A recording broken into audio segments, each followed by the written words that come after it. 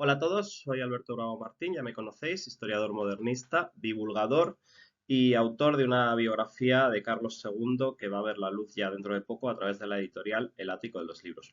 Hoy traigo un tema pues que por lo menos a mí me parece muy interesante, que es cómo vestía Carlos II. Vamos a adentrarnos un poco, bueno, pues en la moda mm, de la corte española de la segunda mitad del siglo XVII, que yo creo que es un tema que a veces pasa un poco desapercibido, pero que tiene pues tintes de gran interés.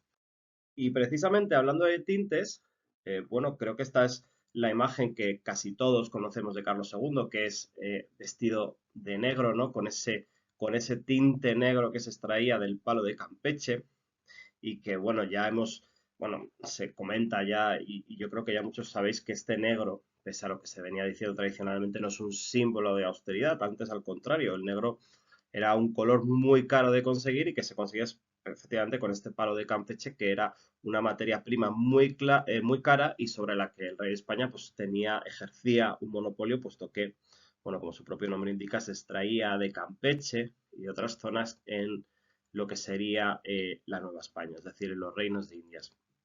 Este negro español, ¿no? Y además con esta golilla, conocida como golilla de pala, ¿no?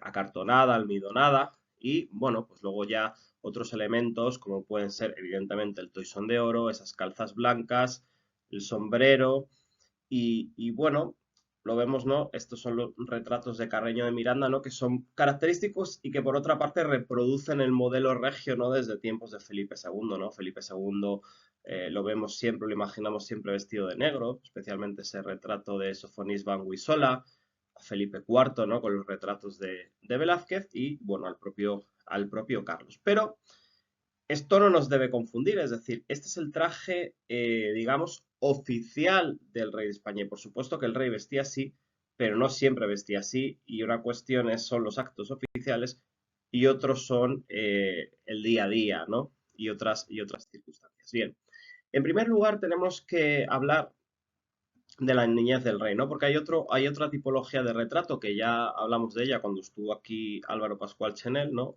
Amigo mío de la Universidad de Valladolid, y estuvimos hablando, pues no, de la tipología del retrato. Y hablábamos precisamente de esta tipología creada por Sebastián de Herrera Barnuevo. Y bueno, habitualmente se dice, ¿no? Si uno lee, pues que incluso en las webs del Museo del Prado y otras, que el rey iba vestido de chambergo. Bueno, el sombrero sí que luce un sombrero chambergo. Realmente el traje, si buscáis en internet veréis que el traje chambergo no era exactamente así.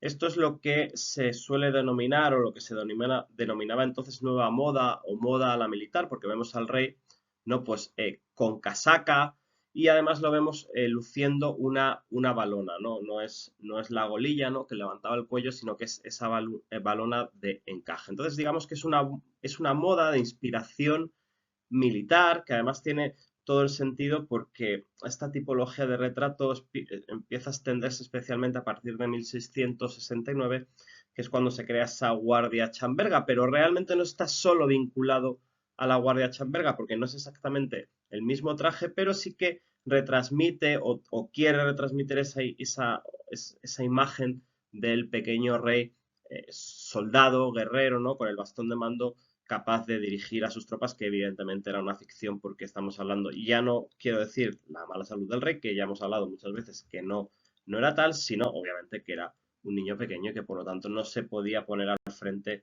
de sus tropas.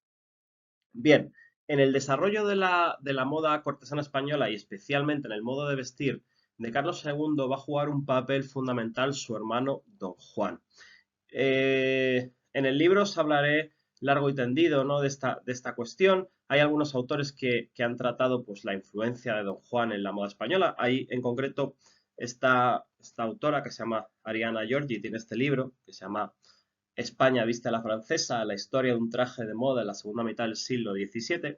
Bueno, es de gran interés. Precisamente esta autora defiende que Don Juan es el introductor de la moda a la francesa. Realmente, bueno, yo creo que no es solo exclusivamente suyo, porque evidentemente ya hemos visto retratos anteriores que el rey viste esa nueva moda que podríamos pensar de inspiración francesa, pero no debemos pensar que todo lo que es casaca y moda militar es una moda la francesa.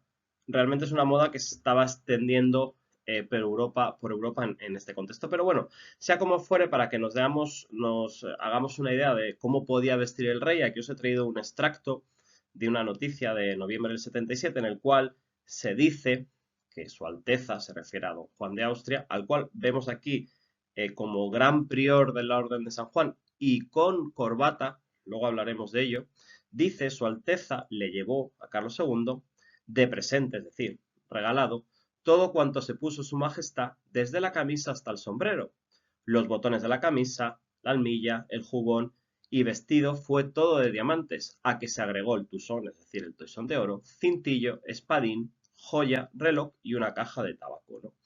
Bueno, ese por así decirlo, esa indumentaria, pues cortesana, pero también campestre, porque ahora hablaremos de ello. Bueno, a Carlos II le va a gustar mucho la moda esta que denominamos nueva moda, es decir, se va a sentir incómodo porque evidentemente era un traje muy incómodo con el traje a la española y esa golilla, ¿no? que aprisionaba el cuello. En otro extracto, un poco más o menos de este mismo contexto, dice que, bueno, que el rey en un contexto de una jornada cinegética se vistió de chambergo y no quiso cenar en la cama por estar más tiempo vestido. Y hoy se vistió a las 5 por haberle gustado la nueva moda. Precisamente, como os decía, la llaman así. Estamos en 1677, con que las casas de su majestad y su alteza, se refieren a don Juan, fueron, fueron y son golillas y de chambergos, con corbatas. Dice que se ha inclinado el rey tanto a este traje que se presume que se va a desenterrar la golilla, es decir, que el rey no quiere vestir más la golilla y prefiere vestir la corbata, ¿no? Un poco este texto un poco enrevesado. Y que se llama el traje por su alteza la carlina, es decir, que ese traje a la militar, don Juan lo empezó a llamar la carlina, bueno, pues en honor, obviamente, a Carlos II. Y bueno, y dice, y se huelga mucho el rey porque con la golilla se halla muy mal. En definitiva, que a Carlos II no le gustaba llevar la golilla porque era muy incómodo y prefería vestir a la campestre, a la nueva moda, esa moda militar, y con corbata.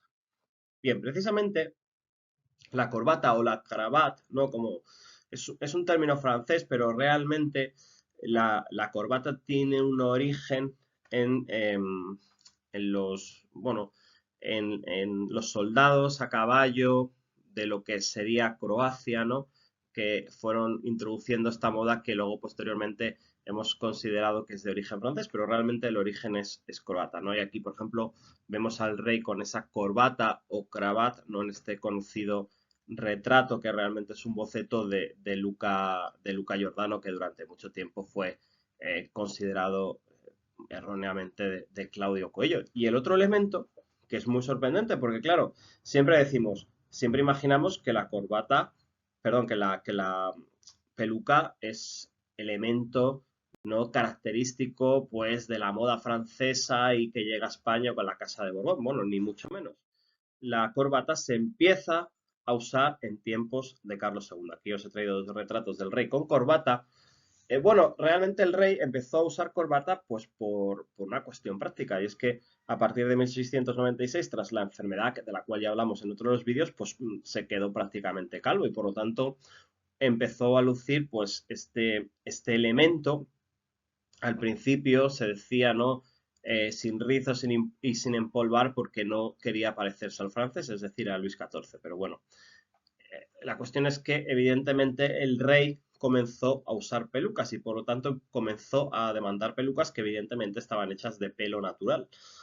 En ese sentido, esto no es muy distinto a lo que le pasó a Luis XIV. Luis XIV comenzó a usar pelucas porque siendo relativamente bastante joven, tuvo una enfermedad igual que Carlos II y se quedó completamente calvo, que es lo mismo que le había pasado a su padre Luis XIII. Es decir, que realmente la moda de la peluca nace pues porque en estos tiempos en los que la medicina pues no está tan avanzada como hoy, cualquier enfermedad virulenta pues a uno le hacía perder el cabello y bueno, pues por un poco de coquetería pues se comenzaba a usar esta peluca. Por cierto, en el retrato de la izquierda vemos también, ¿no? Al rey con esa corbata, pero lo vemos que también usaba, porque son retratos más o menos contemporáneos, la golilla, es decir, que Depende del contexto, se podía usar golilla o se podía usar corbata. Y aquí quiero decir que, por ejemplo, los palacios de campo, como podían ser el Buen Retiro, el Escorial, el Pardo, Aranjuez, la etiqueta se relajaba y el rey podía vestir con esta moda porque, bueno, pues la moda a la militar, con la casaca, con la corbata, con otros elementos, ¿no? Con esas mangas anchas, se consideran, como decía, moda campestre. Y esto es uno de los motivos que también llevó a Luis XIV a trasladar la corte a Versalles. Es decir, si es que Madrid y Versalles son cortes paralelas, cortes hermanas que se retroalimentan. De hecho, más bien la corte de Versalles se alimenta de la corte española en un principio, ¿no? Y Luis XIV, precisamente, que es un rey guerrero, que está habituado a estar en campaña, a estar en el frente y que se sentía cómodo con esa indumentaria militar, en el Louvre, en París, que sería el equivalente al Real Alcázar de Madrid, pues, pues había una etiqueta mucho más rígida, ¿no? Y en cambio, cuando se va a Versalles o cuando se va al Buen Retiro, uno puede relajar esta etiqueta. Esto es muy interesante porque, por ejemplo, lo vais a leer en el libro, en unas instrucciones que se dan a un embajador español en Francia, que no os voy a decir cuál porque ya lo leéis en el libro, él pregunta que cómo se tiene que vestir en Versalles.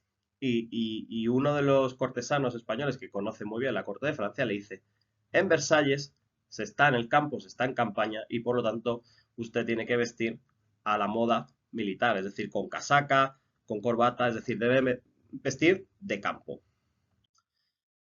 Bien, no era solo el rey, por supuesto, quien vestía de esta manera. O sea, esta moda, esta nueva moda, ¿no?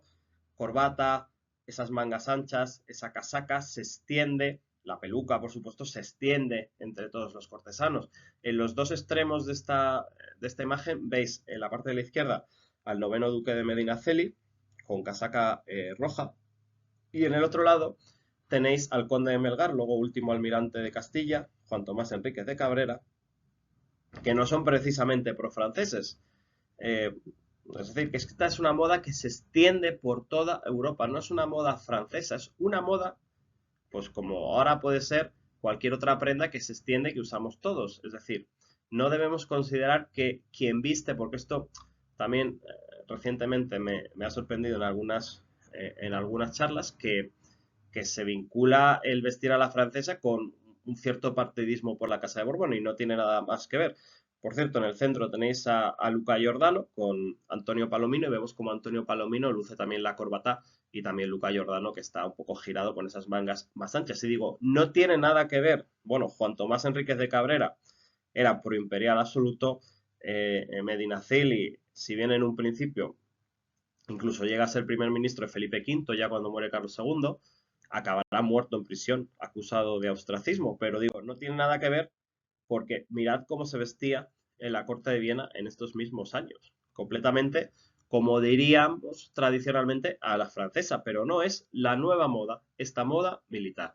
En el centro vemos al emperador Leopoldo y en los dos extremos, en la parte de la izquierda al futuro emperador José I y en la parte de la derecha al archiduque Carlos, ¿no? El gran rival de Felipe V en la guerra de sucesión, al cual vemos absolutamente lo que se ha venido diciendo moda a la francesa, es decir, casaca, peluca, ¿no? Ese sombrero de tres picos, esas mangas con chorreras, ¿no? Y evidentemente el archiduque Carlos no era ni mucho menos pro-francés. Es la moda que se extiende en Europa, que viene del ámbito militar, ¿no? Porque si, por ejemplo, uno ve cómo van vestidos pues algunos cuerpos que comienzan a surgir a finales del siglo XVII, como por ejemplo los dragones, ¿no? Que van, por ejemplo, los dragones españoles, que es un cuerpo militar a caballo, eh, viste con casaca roja, que es un elemento muy característico, ¿no? Que, por ejemplo, hemos visto en el duque de Medinaceli.